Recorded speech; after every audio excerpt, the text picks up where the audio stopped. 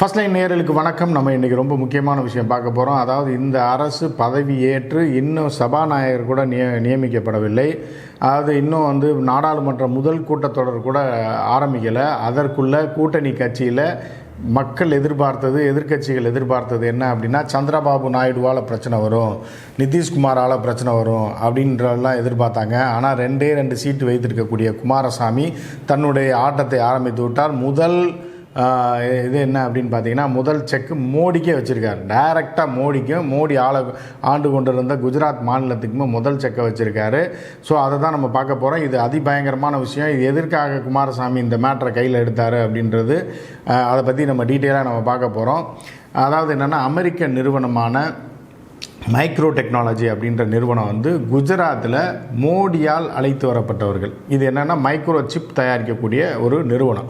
இந்த நிறுவனம் மிகப்பெரிய முதலீடு பண்ண போது, இப்போ ஆயிரக்கணக்கானோருக்கு வேலை வாய்ப்பு தரப்போகுது. இந்த சிப் டெக்னாலஜி தான் ஃப்யூச்சரில் பெரிய டெக்னாலஜி. ஸோ அதனால் நாங்கள் இந்தியாவில் அதை கொண்டு வந்துட்டோம் அப்படின்னு சொல்லி எங்கே கொண்டு வந்தாருன்னா, மோடி குஜராத். வேறு எங்கேயும் கொண்டு வருவார்? அவர் ஊரை வளப்படுத்துறதுக்கு தானே இருக்கார் அவர். ஸோ குஜராத்துக்கு கொண்டு வர்றார். ஸோ அதில் வாயில் வடை சுட்டது என்ன சுட்டாங்க அப்படின்னு பார்த்தீங்கன்னா, அந்த காலகட்டத்தில் அமெரிக்காவை சேர்ந்த நிறுவனம் இது கிட்டத்தட்ட $2.75 பில்லியன் அவங்க இன்வெஸ்ட் பண்ணுறாங்க. அப்படி இப்படி 5000 பேருக்கு மேலே வேலை வாய்ப்பு கிடைக்கும், நேரடியாக மறைமுகமாக பல ஆயிரம் பேருக்கு வேலை வாய்ப்பு கிடைக்கும் அப்படின்லாம் வடை சுட்டாங்க. ஆனால் குமாரசாமி ஹெவி இண்டஸ்ட்ரி அமைச்சராக பொறுப்பு ஏற்ற உடனே முதல்ல வச்ச செக்கு யாருக்குன்னா, மோடிக்கும் குஜராத்திகளுக்கும் ஒரு செக்கை வச்சு விட்ருக்காப்புல. அதாவது இந்த பிளேடு பக்கிரின்னு வாங்கி நம்ம ஊர்லலாம் என்னென்னா, மூஞ்சியில் கூட போட்டு விட்ருவேன் புறையா இல்லையா அப்படின்ற மாதிரி. அதாவது அதுக்காக உயிர் எல்லாம் போகாது, கொலை குத்து அந்த மாதிரிலாம் இருக்காது. மூஞ்சியில் கீழ்ச்சி விட்டாங்கன்னா காலம்புறம் ஒரு கோடு இருந்துக்கிட்டே இருக்கும்.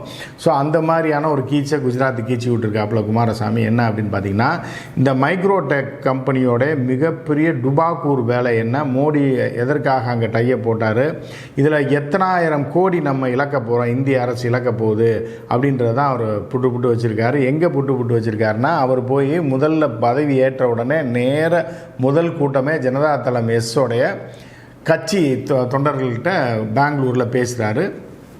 பேசும்போது என்ன சொல்கிறார் அப்படின்னா, நம்ம மாநிலத்தில் பெங்களூர் எவ்வளோ கஷ்டப்பட்டு சிறு குறு தொழில் நிறுவனங்கள்லாம் மிக கஷ்டப்பட்டு வளர்ந்துக்கிட்டு இருக்கோம். ஆனால் குஜராத்தில் ஒரு நிறுவனம், அதாவது மைக்ரோ டெக்னாலஜி அப்படின்ற நிறுவனம் அமெரிக்க நிறுவனம். இந்த நிறுவனத்தை மோடி போய் அழைச்சிட்டு வந்திருக்காரு. அழைச்சிட்டு அவர்கள் $2.75 பில்லியன், அதாவது கிட்டத்தட்ட 17,000 கோடிக்கு மேலேன்னு வச்சுங்களேன்.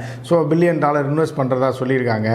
ஆனால் அவர்களுக்கு சப்சிடின்ற பேரில் இந்திய அரசும் சரி குஜராத் அரசும் சேர்த்து எவ்வளோ தெரியுமா திருப்பி கொடுக்குது? கிட்டத்தட்ட $2 பில்லியன். அவன் இன்வெஸ்ட் பண்ணுறது $2.75 பில்லியனா, $2 பில்லியனை அவனுக்கு மானியமாக திருப்பி கொடுத்துருவான் அவனுக்கு. அப்போனா இதில் எவ்வளோ உள்குத்து நடந்திருக்கும்னு நீங்கள் நல்லா நினச்சி பாருங்கள்.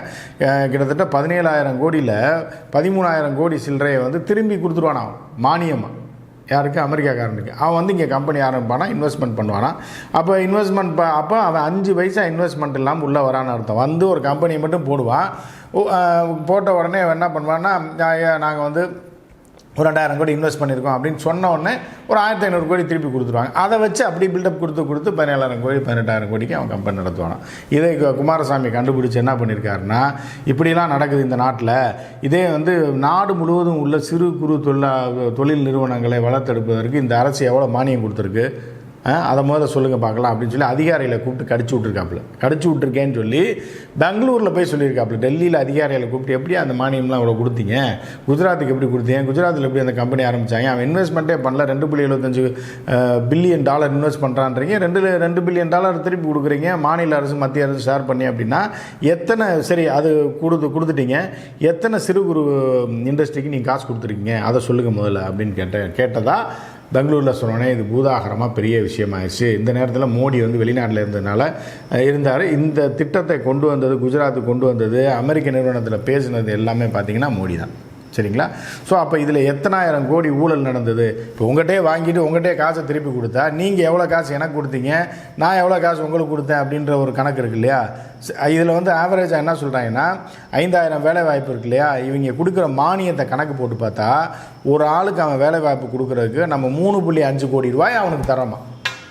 ஒருத்தருக்கு நம்ம இந்தியன் ஒருத்தனுக்கு வேலை தர்றதுக்கு 3.5 கோடி அவனுக்கு தரணுமா. அது எதுக்கு? நீ கம்பெனியை ஆரம்பிக்க வேணாமே, ஒரு பிள்ளையும் பிடுங்க வேணாமே.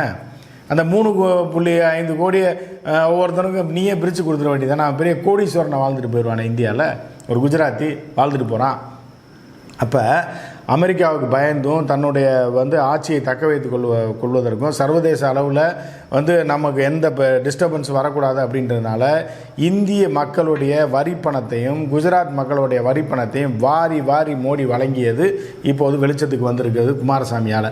குமாரசாமி இது எதுக்கு கொளுத்தி போட்டிருக்காப்புல அப்படின்னா, கொளுத்தி போட்டுட்டு நேற்று சொல்லியிருக்காப்புல என்னென்னா, ஐயோ இல்லை நான் சொன்னதை அவங்க தவறாக புரிஞ்சுக்கிட்டாங்க. ஹெவி இண்டஸ்ட்ரிக்கு இவ்வளோ கொடுக்குறீங்கல்ல, சின்ன சின்ன இண்டஸ்ட்ரி கொடுத்துருக்கலாம்ல. பெங்களூரில் எத்தனை இண்டஸ்ட்ரி இருக்குது, சிறு குறு அவர்களுக்கெல்லாம் நாங்கள் ரொம்ப கம்மியான மானியம் கொடுத்து அவர்கள் இவ்வளோ ரிசல்ட் காட்டியிருக்காங்கல்ல, இவ்வளோ பேருக்கு வேலை கொடுத்துருக்காங்களா. அந்த மாதிரி நாடு முழுவதும் இருக்கக்கூடிய வேலைவாய்ப்பை பெருக்கக்கூடிய சிறு குறு இண்டஸ்ட்ரிக்கு நிறையா கொடுக்கலாம்ல நீங்கள் அப்படின்னு தான் நான் சொன்னேன் அப்படின்னு ஒரு பிட்டை போட்டிருக்காரு. இதை எதுக்கு போட்டு விட்டது அப்படின்னு பார்த்தீங்கன்னா, லைட்டாக போட்டு விட்டுட்டோம்னா எதிர்க்கட்சிகள் கையில் எடுத்துக்கிச்சு அப்படின்னா இதை வச்சு ஆப்படிக்க ஆரம்பிச்சுட்டு இது குறித்து தீவிர ஆய்வு நடத்த ஆரம்பிப்பாங்க. ஓ இப்படி வேறு நடந்திருக்கா அப்படின்னு சொல்லி என்னன்னா தீவிரமாக அந்த கம்பெனியை பற்றி ஆராய ஆரம்பிப்பாங்க. அவன் எவ்வளோ இன்வெஸ்ட் பண்ணியிருக்கான் அப்படின்ற டேட்டாஸ் எடுப்பாங்க. இவங்க எவ்வளோ திருப்பி இந்திய காசை கொடுத்துருக்காங்க அப்படின்ற டேட்டா எடுப்பாங்க. இது யாரெல்லாம் இது இந்த உள்குத்தில் இருக்காங்க, யாருக்கெல்லாம் பணம் போச்சு, எவெல்லாம் லஞ்சம் வாங்கினா, எதற்காக இத்தனாயிரம் கோடியை இந்திய வரிப்பணத்தையும் குஜராத் வரிப்பணத்தையும் இங்கே கொடுத்தாங்க அப்படின்ற எல்லா டீட்டெயிலும் வந்துருச்சு அப்படின்னா முதல் கோணல் முற்றிலும் கோணல் மாதிரி இன்னும் நாடாளுமன்ற முதல் கூட்டத்தொடரை ஆரம்பிக்கிறதுக்கு முன்னாடியே வச்சாப்பில் ஆப்பு குமாரசாமி. ஏன்னா அந்த அளவுக்கு குமாரசாமியை டார்ச்சர் கொடுத்துருக்காங்க, மிரட்டி தான் கூட்டணிக்குள்ளே கொண்டு வந்திருக்காங்க. நல்லா தெரிஞ்சுங்க.